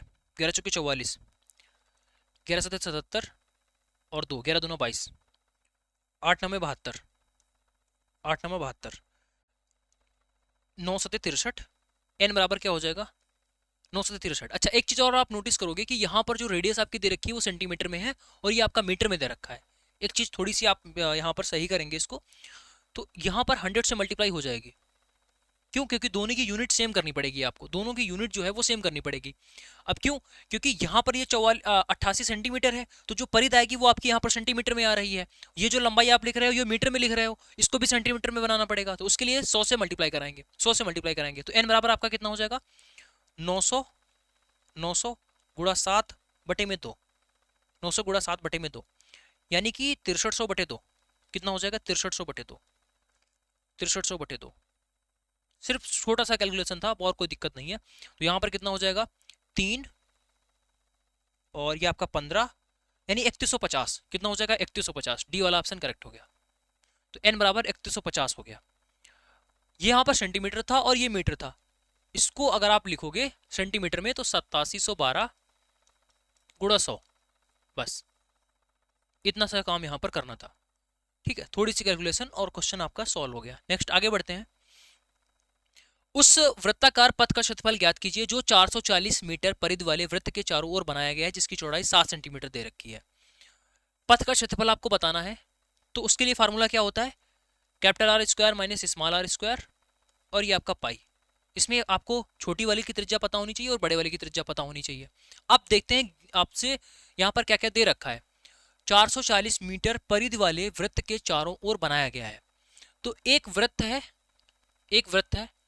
जिसकी परिधि 440 है, एक वृत्त है जिसकी परिधि 440 है, यानी 2 पाई आर बराबर आपको गिवन है कितनी, 440। तो ये 22 दूना 44 होता है, यहाँ पर 10 हो गया, और बटे में 7 होता है, वो आपका यहाँ पर आ जाता है। तो आर बराबर कितना हो गया, 70। यानी ये जो जिसकी रेडियस आपके पास सॉरी जिसकी जो परिधि है 440 दे रखी है, उसकी त्रिज्या हमको मिल गई 70 है, 70। ठीक है, इतना समझ में आ गया। अब ये जो 70 आपके पास त्रिज्या आ गई है, अब देखेंगे जिसकी चौड़ाई 7 सेंटीमीटर है। अब ध्यान से क्वेश्चन को पढ़ेंगे। उस उस वृत्ताकार पथ का क्षेत्रफल आपको बताना है जो 440 मीटर परिधि वाले वृत्त के चारों ओर बनाया गया है, यानी जो आपने जिसकी परिधि लिखी है उसके चारों ओर बनाया गया है, उसके चारों ओर। और ये कितने मीटर लंबा है, कितने मीटर चौड़ा है, 7। तो ये आपका आगे 7 है। इसका मतलब है बड़े वाले की रेडियस 70 प्लस 7 कितना हो जाएगा, 77 हो जाएगी। समझ में आ गया। छोटे वाले की रेडियस हमने कैसे निकाली, परिधि से, 70 आ गई, 7 और दे रखी थी तो कितनी हो गई, 77 हो गई। अब एरिया हम लोग निकाल सकते हैं आसानी से, 22/7। तो ये 77 का स्क्वायर माइनस 70 का स्क्वायर।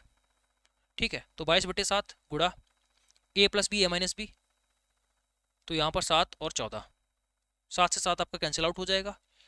तो 294 गुड़ा 11, इसको लिखेंगे तो कितना हो जाएगा, 4 9 4 13, ठीक है, और 9 2 11 1 12, 3234। कितना हो जाएगा भाई, 3234।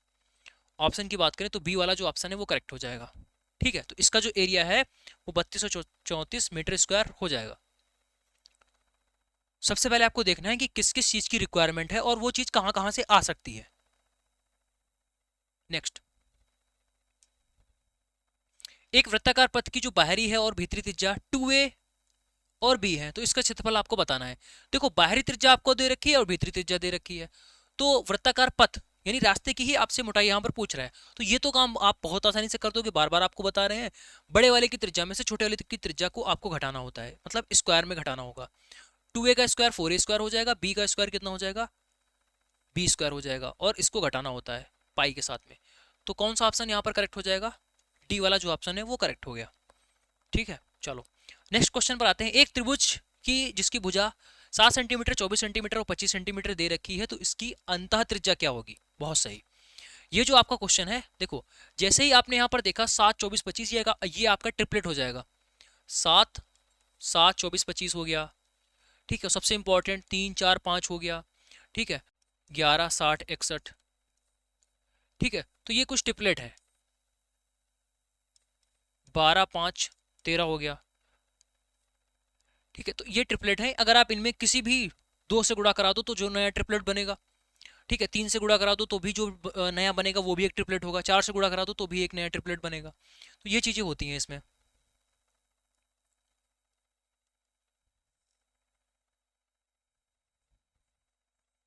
इसके अलावा आपको यहाँ पर एक ध्यान रखना है, 9 40 41, 9 40 41। तो ये भाई कुछ ट्रिपलेट हैं छोटे मोटे, इनको थोड़ा सा याद रखोगे। इसका मतलब ये हुआ कि ये 7 24 25 आपका दे रखा है, तो ये आपके पास क्या हो जाएगा, समकोण त्रिभुज, राइट एंगल ट्रायंगल होगा। यानी 7 ये हो गया, 24 ये हो गया, सबसे बड़ी वाली भुजा कर्ण हो जाती है। अच्छा, यहाँ पर आपसे पूछ रहा है कि इसके अंतःवृत्त जो बनेगा इसकी त्रिज्या क्या होगी, अंतःवृत्त की त्रिज्या आपसे पूछ रहा है। तो इसके लिए क्या करना पड़ेगा आपको, तो यहाँ पर इन रेडियस का हमने आपको एक फार्मूला बताया था कि डेल्टा अपॉन एस होता है। यानी अगर हम किसी भी कोई भी त्रिभुज हो, अगर हम एरिया से अर्ध परिमाप का रेशियो ले लेते हैं तो वो आपका रेडियस का यहाँ पर काम बन जाता है। तो इसके लिए आपको सबसे पहले एस लिखना पड़ेगा, जो कि कितना होगा, 24 दूना 48 से 49, और 49 और 7 56, 56/2, 56/2 यानी कि 28। तो इसकी जो एस है वो 28 आ जाएगी। और अगर हम लोग इसके एरिया की बात करें तो एरिया क्या होता है, बहुत ही आसान। अगर ये राइट एंगल ट्रायंगल है तो 1/2 गुड़े बेस इंटू हाइट, 1/2 गुड़ा 24 गुड़ा 7, तो ये कितना हो जाएगा, 12 7 84, 12 7 84। तो यहाँ से इन रेडियस आपके पास आ जाएगी 84/28, ठीक है, 84/28। तो इसको बोलोगे 12 7 84, 7 चौके 28, 4 3 12, आर बराबर 3 सेंटीमीटर। डी ऑप्शन करेक्ट हो गया। तो इन रेडियस के लिए सीधा सही फार्मूला याद रखना है, आर बराबर डेल्टा अपॉन एस। ये हर एक ट्रायंगल के लिए लागू होता है, हर एक ट्रायंगल के लिए। ठीक है, चलो नेक्स्ट क्वेश्चन पर आते हैं। और अगर हम लोग बात करें इसमें, अगर पूछ देते हैं कि परिवृत्त, परिवृत्त यानी सरकम रेडियस की बात करें, सरकम रेडियस की अगर वो बात करता, तो भाई यहाँ पर इसका जो मिड पॉइंट होगा, मिड पॉइंट यानी 25/2 12.5, तो जो परित्रिज्या आती वो 12.5 आती, डायरेक्ट आ जाता, क्योंकि 25 का आधा कर देते, हाइपोटेन्यूज का आधा कर देते, तो यहाँ पर बाह्य वृत्त की त्रिज्या आ जाती, को बहुत ईजी हो जाता। इस वजह से उसने यहाँ पर अंता पूछा है। ठीक है, अंता पूछा है क्योंकि आरपीएफ एसआई का पूछा हुआ क्वेश्चन है, तो थोड़ा सा लेवल तो रहेगा। नेक्स्ट, यदि किसी वृत्त की त्रिज्या में 5% की वृद्धि की जाती है तो उसके क्षेत्रफल में होने वाली वृद्धि आपको बतानी है। रेडियस में आप 5% की वृद्धि कर रहे हो, रेडियस में, तो क्या होता है 5% की वृद्धि का मतलब क्या होता है 1/20। 5% का मतलब क्या होता है 1/20, यानी 20 से आप 21 कर रहे हो। किससे? 20 से 21 कर रहे हो, रेडियस 20 से 21 कर रहे हो। अब देखो रेडियस में क्या होता है, जैसे फार्मूला क्या होता है, आपको क्या निकालना है, क्षेत्रफल निकालना है। क्षेत्रफल में पाई आर स्क्वायर होता है फार्मूला। फार्मूला क्या होता है, पाई आर स्क्वायर। तो पाई को तो आप चेंज कर नहीं रहे हो, और जो कि चेंज नहीं हो सकता, ये तो कांस्टेंट होता है। अब ये आगे आता है आपका आर स्क्वायर, यानी आपको यहाँ पर आर 2 बार लेना पड़ेगा, आर 2 बार लेना पड़ेगा, यानी कि इसका भी स्क्वायर आपको करना पड़ेगा, इसका भी स्क्वायर कर देंगे और रेशियो ले लेंगे। ये 400 से कितना हो गया, 441 हो गया। ठीक है, 400 से 441 कितना बढ़ा है, 41 बढ़ गया है। कितने पर, 400 पर, 400 पर इंटू 100 लगा देंगे परसेंट, तो डबल से डबल जीरो कैंसिल आउट हो जाएगा। 41/4%, 41/4% को आप लिखोगे 10.25%, 10.25%। ऑप्शन नंबर ए करेक्ट हो गया, पहला तरीका। दूसरा तरीका डायरेक्ट फार्मूला से कर लेंगे, क्या होता है a plus B plus A B by 100%। अब ये क्यों करेंगे, क्योंकि क्षेत्रफल क्या होता है, पाई आर स्क्वायर होता है। क्षेत्रफल क्या होता है, पाई आर स्क्वायर, यानी जो रेडियस है वो 2 बार बढ़ेगी और सक्सेसिव बढ़ेगी। रेडियस जो है वो 2 बार बढ़ेगी, सक्सेसिव बढ़ेगी। कब कब जब आप एरिया कैलकुलेट करोगे, एरिया कैलकुलेट करोगे तो उसमें रेडियस का इस तरीके से खेल होता है। इस वजह से ये फार्मूला आपका लग जाएगा 5 5 10, और ये आपका 25/100 यानी 0.25, ये बोला जाएगा 10.25%। तो जैसे जिसकी श्रद्धा उसी हिसाब से आप इसको समझ लेना। ठीक है, नेक्स्ट, एक वृत्त की त्रिज्या r में x इकाई की वृद्धि की जाती है तो उसकी परिधि में कितने इकाई की वृद्धि होगी। यानी आप रेडियस में वृद्धि कर रहे हो, रेडियस में x की वृद्धि कर रहे हो तो उसकी परिधि में कितनी वृद्धि होगी। अच्छा, पहले परिधि कितनी थी 2πr, नई परिधि अब कितनी हो जाएगी, नई परिधि कितनी हो जाएगी भाई, क्योंकि आपने रेडियस को बदल दिया है, रेडियस को बदल दिया है। पहले रेडियस r थी और आप उसमें r प्लस एक्स कर रहे हो, यही तो बोला है उसने कि रेडियस में आप x इकाई की वृद्धि करते हो। तो पहले रेडियस आपकी r थी, अब रेडियस r प्लस एक्स हो गई है। तो पहले जब r रेडियस थी तो 2πr होगी परिधि, अब जो रेडियस r प्लस एक्स हो गई है तो नई परिधि ये हो जाएगी। अब देखो कितना चेंज आ रहा है, इसको सॉल्व करोगे तो 2πr प्लस 2πx हो गया।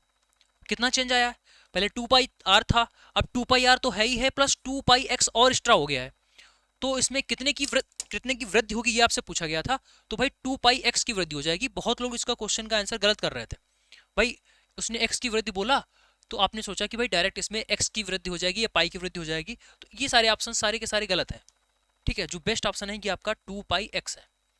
ठीक है, इसमें जो वृद्धि होगी वो 2πx की होगी। राइट, नेक्स्ट क्वेश्चन पर बढ़ते हैं आगे। एक गोलाकार कक्ष में पक्का फर्श लगाने की जो लागत है वो 10 रुपया प्रति वर्ग मीटर की दर से 1540 रुपया है, तो इस पर फेसिंग की लागत 6 रुपया प्रति मीटर की दर से कितनी होगी। चलो, गोलाकार कक्ष है, ठीक है, पक्का फर्श लगाने की जो लागत है वो 10 रुपया प्रति वर्ग मीटर की दर से 1540 है। अब देखो लागत कितनी आई है 1540 टोटल रुपया, और प्रति वर्ग की बात करें तो 10 रुपया है। तो भाई अगर हम इसको भाग कर देंगे तो हमें एरिया मिल जाएगा कि 154 मीटर स्क्वायर एरिया में, भाई 154 मीटर स्क्वायर में उसने एक काम किया है, और पर मीटर स्क्वायर के हिसाब से वो 10 रुपया लेता है, तभी तो जाकर टोटल रुपया जो है वो इसका 1540 बना। ठीक है, तो एरिया हमारे पास 154 मीटर स्क्वायर आ गया, यानी कि ये जो आपके पास जो एरिया आया है, क्या उससे हम लोग रेडियस निकाल सकते हैं, रेडियस ये एरिया आपके पास आ गया, इससे हम लोग रेडियस निकाल सकते हैं। 22 कितना हो जाएगा 154। ठीक है, तो ये आर बराबर कितनी हो गई 7, 7 रेडियस हो गई। फेसिंग का मतलब ये हो गया कि यानी जो भी कक्ष है ये ये जो है इसके परिधि की बात कर रहा है, यानी जो भी काम आपको कराना है आपकी बार परिधि पर कराना है, और वो 6 रुपया प्रति मीटर की दर से होगा। कैसे हमने पता किया कि ये परिधि की ही बात कर रहा है? देखो ये जो यहाँ पर 10 रुपया ले रहा था वो वर्ग मीटर के हिसाब से ले रहा था, यानी वो एरिया में कुछ काम कर रहा है। भाई एरिया में कुछ काम कर रहा है तो पर एरिया के हिसाब से 10 रुपया ले रहा है। अब यहाँ पर उसने बोला कि 6 रुपया प्रति मीटर, इसका मतलब है कि वो लंबाई में काम कर रहा होगा, यानी वो परिधि के हिसाब से काम कर रहा होगा।